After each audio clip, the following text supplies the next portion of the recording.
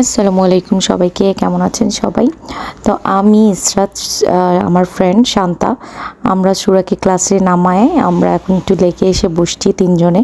একটু 1.5 ঘন্টা এখানে হাঁটাহাঁটি করব, দেন সুরাত ছুটি হয়ে যাবে। সুরাকে নিয়ে আমরা সবাই একসাথে বাসায় যাব। তো যেহেতু বাইরে অনেক গরম, তিনজন একটু কাঁচা আমের জুস নিলাম, বসে বসে খাচ্ছি। দে দেখি দে। রেডি 1 2 3।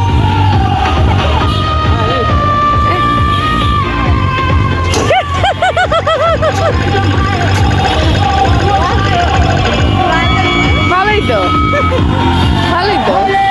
কত 435?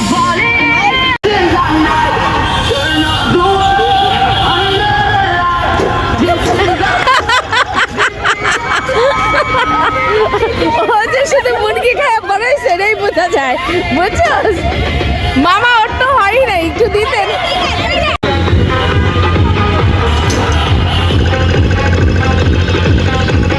আমারটা দিচ্ছে। ওয়াও, আমি ফার্স্ট।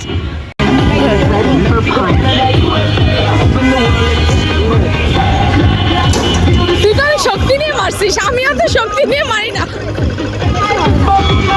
আমি কিন্তু নরমালি, তুই যে এই রাস্তায় অনেকদিন পরে আসলাম, অনেকদিন পর, মানে অনেকদিন। তো 15 মিনিট পর ছুটি হয়ে যাবে, তার আগে আমরা চলে আসছি।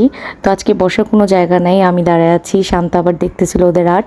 সুরাদের আজকে এই ক্লাসে করাচ্ছিল, একটা টিচার অ্যাক্সিডেন্ট করছে, সেই কারণে 2টা ক্লাস একসাথে হচ্ছে।